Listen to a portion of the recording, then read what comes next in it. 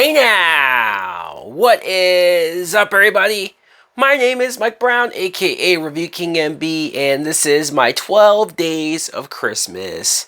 So I decided to watch for the first time Love Actually. Love Actually is a 2003 film that was written and directed by Richard Curtis. And the plot. Yikes! There's no way I can describe the plot in a sentence or two. So I'm just going to say that the format of this movie is we have about 9 different stories. 9 different stories that have a bunch of different characters.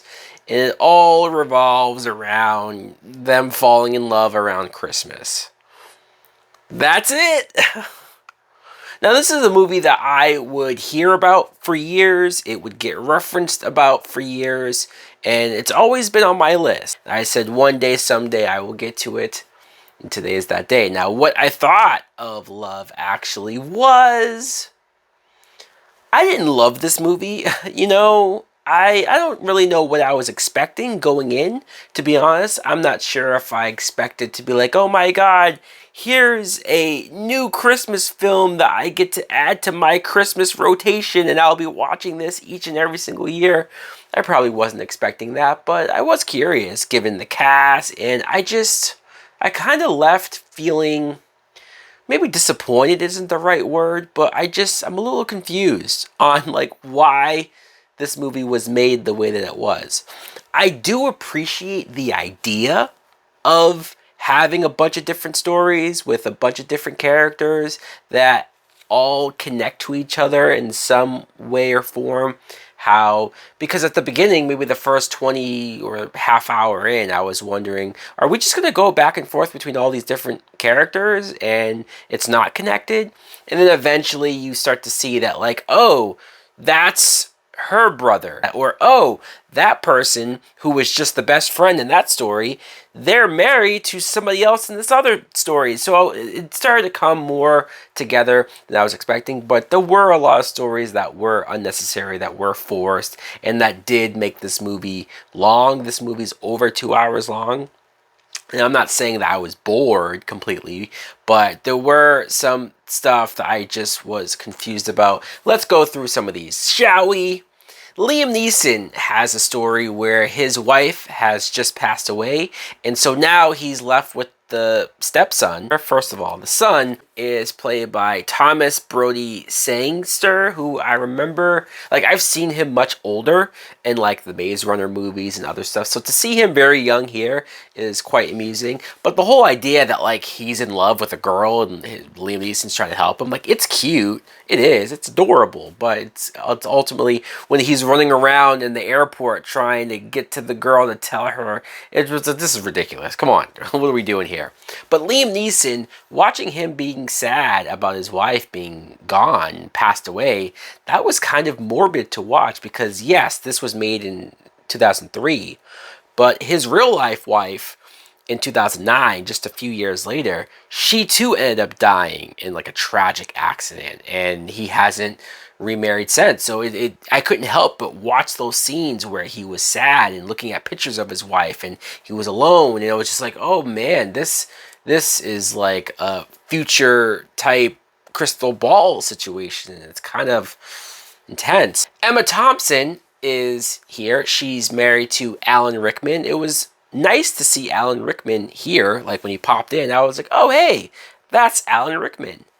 But once you see that Alan Rickman starts cheating on her, or at least he starts developing feelings for a coworker, an employee of his, and it's this woman who they try to make it seem like he's actually falling for the woman, but it seems like all that's really there is lust, all that's really there is just she's being overly sexual and basically saying she will do whatever the hell he wants, and she's down for whatever, and I guess that's enough for him. And Emma Thompson, I feel bad for her because they have 2 kids, and she's clearly doing so many different things until she finds the necklace, and it's this whole deal, and I could not help but feel horrible. Also, Colin Firth has a story where after he leaves his wife, he ends up going off to write a book, and at that away house, he starts to fall in love with his housekeeper, who's Portuguese, so they can't really speak to each other, barely, because she doesn't speak English, but he just falls in love with her, and I'm just like, okay, sure, this is fine. Like, I'm not mad. At least no one's cheating on anybody. Speaking of random stories that I'm just watching go down, Martin Freeman has a plot where is he in like softcore porn or something? I don't know. He just like, he meets this girl and they're on set and they get naked and they're like simulating that they're having sex, but they're not really. So it's like, it's not like hardcore porn, but like it's still a weird situation. And like I know that this is supposed to be also a comedy, so I assume that all was supposed to be funny.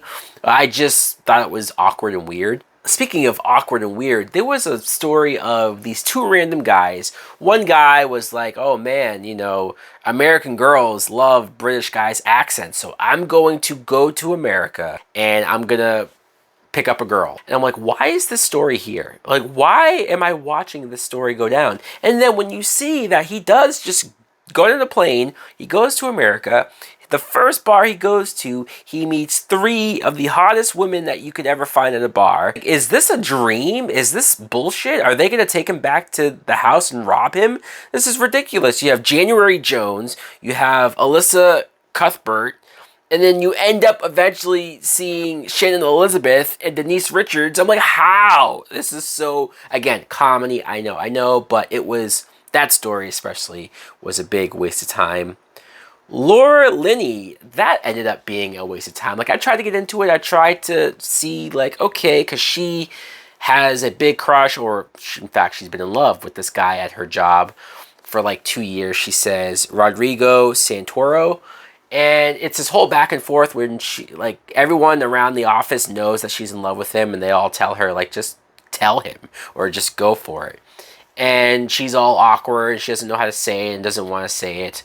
And then when stuff starts to maybe possibly happen between them, you end up finding out that she has a brother who has a bunch of issues, medical issues, possibly mental issues, and so she has to give that up to help her brother. What was the point of all that?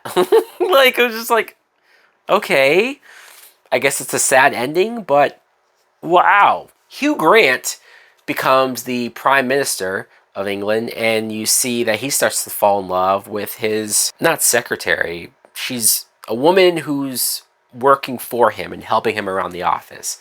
Her name's Natalie, and he like immediately falls for her. That's the thing about some of these stories, is that because there's so many stories, because there's so many characters, and because there's so much juggling, a lot of these characters fall in love with the other person in seconds, And I'm not saying I've never looked at a girl, or I've never met a girl, a woman, and I'm immediately interested. Sure, of course that happens, right? You see her and you're attracted to her and you're like, all right, I'm into her.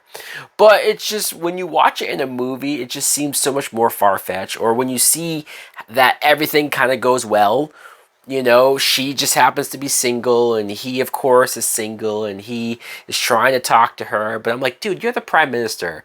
Why do you not have balls right now? Just fucking ask her out. Like, what's the whole rigmarole and dance around? Even when Billy Bob Thornton comes in as the President of the United States, I was just like, what? Really? Of course, though, when you see that Billy Bob was a sleazebag, I'm like, okay, yeah, that actually checks out. That makes a lot of sense. But I will say that the Hugh Grant story, I didn't mind it. I actually liked where it ended up going. But I talk about happy endings. I'm saving this story for last because this story actually pissed me off. Andrew Lincoln, Chiwetel Ejiofor, and Keira Knightley. So this is a story where Andrew Lincoln is best friends with Chiwetel Ejiofor. Like, they're bros. Andrew Lincoln was his best man at the wedding, right? Chiwetel gets married to Keira Knightley. And Keira Knightley tries to get the wedding videos that Andrew Lincoln took And it's this whole dance around, and you're supposed to wonder, is Andrew Lincoln secretly in love with his friend, the guy? Maybe he's gay and is this whole weird thing because he doesn't like talking to Keira Knightley. He's very weird with her, he's standoffish, and you come to find out that no, he's in love with Keira Knightley. Keira Knightley figures this out when she sees the footage, and the only thing that he's recorded is close-up shots of her at the wedding. And instead of being weirded out by it, instead of being angry about it because Andrew Lincoln's the best friend of Chiwetel, she's kind of flattered, I guess. And then later on, there's a moment when Andrew Lincoln comes to their doorstep. And luckily she answered the door, because how awkward would that be if Chiwetel Ejiofor answered the door? Oops. Hey, Andrew Lincoln. Hey, best friend. What are you doing with all those cards? What is that?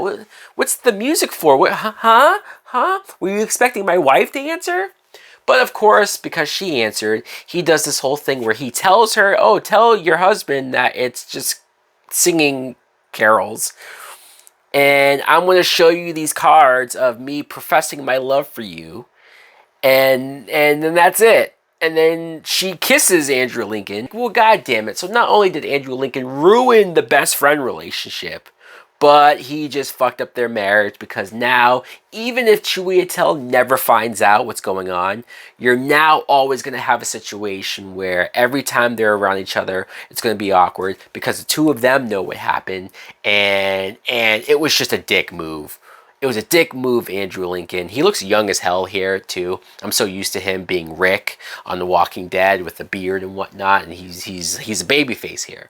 But still, I just thought he was a piece of shit, and it made me, in turn, not like Keira Knightley, and I just was very upset at all of that. So, Love Actually, look, I appreciate what they were going for with the format of the story. I appreciate a lot of the actors that I saw here. There was some good acting, and I didn't hate everything, but there were some stories that I thought were unnecessary, that I didn't like, or I thought didn't need to be here. The movie's okay. The movie's fine. It's whatever. I can finally cross it off my list. I saw the film, but I'm probably not going to be quick to go back and rewatch it, if I'm being honest. Put me in the holiday spirit, didn't ya? Anyways, guys, let me know in the comments below what you think of Love Actually. Maybe you like it more than I do. And if you do, and if you don't like that I was so negative on some of these stories, hey, we can talk about it. Let me know why you enjoyed it more than I did. Or if you hated it, hey, I'll listen to that as well. Thanks for watching. Like, comment, subscribe. Later.